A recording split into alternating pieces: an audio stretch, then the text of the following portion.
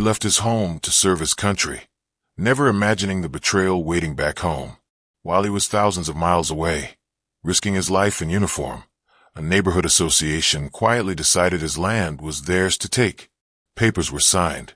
His ranch was sold. And when he returned, everything he worked for, everything he dreamed of was gone. But they didn't expect what came next, because this soldier didn't just fight battles overseas. He brought the army back with him, and together, they made sure every house built on his stolen land paid the price. Marcus Johnson was a soldier, a father, and a man of the land. Before deployment, his greatest pride wasn't just the uniform he wore. It was the modest ranch he bought after years of saving. Spread across rolling fields in a quiet southern town, it was more than just property. It was his family's future, a place where his children could grow, and his legacy could live on. Neighbors often looked at him differently. Marcus was one of the only black ranch owners in the county, and though most kept quiet, he could feel the stares, the whispered remarks. He ignored them. He knew that working harder than anyone else was the only way forward. When his orders came to deploy overseas, Marcus secured everything, paying off bills in advance, locking up his land, and trusting the local HOA to respect the boundaries of his property. He left believing his ranch would be waiting for him when he came back. But while Marcus was gone, envy turned into greed. His land was prime, perfect for development, and to the HOA, Marcus was absent, an easy target. Paperwork was filed, excuses made, and within months, the property was declared abandoned. By the time Marcus returned, sunburned from desert winds and carrying the exhaustion of service, the home he left behind was unrecognizable. New houses lined the fields where his cattle once grazed. Families lived in homes built on land that wasn't theirs to claim. At first, Marcus thought it had to be a mistake. How could his home, the ranch he legally owned, be gone? He pulled out the deeds, the receipts, the taxes he'd paid. All of it was in order.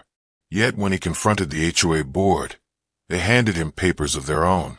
They claimed he had forfeited his property by being gone too long. They argued he had failed to maintain the land, ignoring the fact he had been serving his country. The deeper Marcus dug, the more he realized this wasn't just a mistake. It was deliberate. The board had marked his property as abandoned, auctioned it quietly, and sold it off to developers. His family's home had been bulldozed, the land split into parcels, and houses sold to new owners who had no idea the foundation of their property was theft.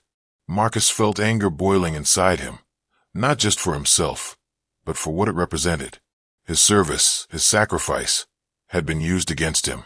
In a country where black veterans had always struggled to claim the promises they earned, his story was becoming another chapter in a long history of injustice. He tried lawyers. Some sympathized, but most told him the same thing. Fighting an HOA was like fighting quicksand. They had money, connections, and endless paperwork. But Marcus wasn't just any man. He was a soldier. He had faced enemies who wore uniforms, carried weapons, and wanted him dead. Compared to that, this fight was nothing. So he went higher.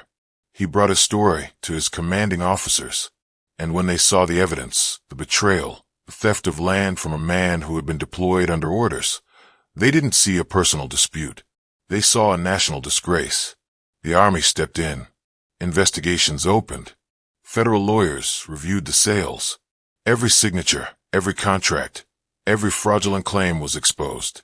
What had been hidden in the quiet of HOA meetings was dragged into the light of courts and government hearings.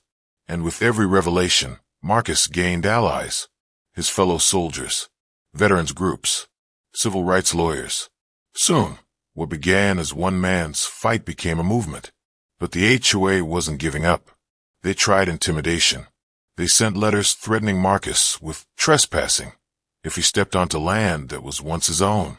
They filed counterclaims, insisting the sales were illegal. But with every desperate move they made, the truth only grew louder. The day of reckoning came in a packed courtroom.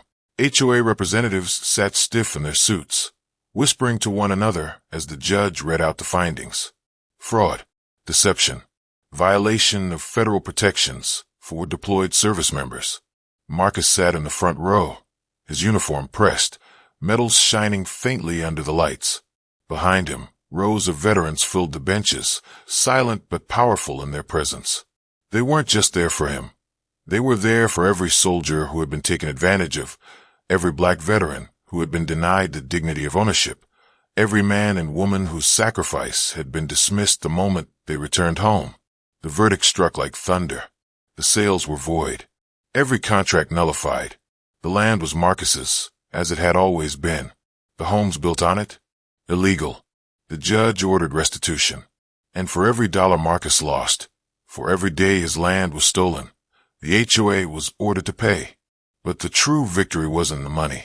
It was in the faces of those who had tried to silence him, now forced to watch as justice returned what they thought was gone forever. As he walked out of the courthouse, veterans flanking him on both sides, reporters shouted questions. Marcus didn't say much. He didn't need to. His victory spoke louder than words. In the months that followed, the land was cleared. Families who had unknowingly bought stolen property were relocated, compensated by the HOA. Every house built on Marcus's ranch was torn down, the soil restored to its original state. It was more than a legal victory. It was a reclaiming of dignity. Marcus rebuilt his ranch, not the same as before, but stronger. Veterans came to help raise fences, plant fields, and restore what had been lost. It became more than his home. It became a symbol, proof that no amount of greed could erase the rights of those who fought for their country. For Marcus, the fight was never just about land.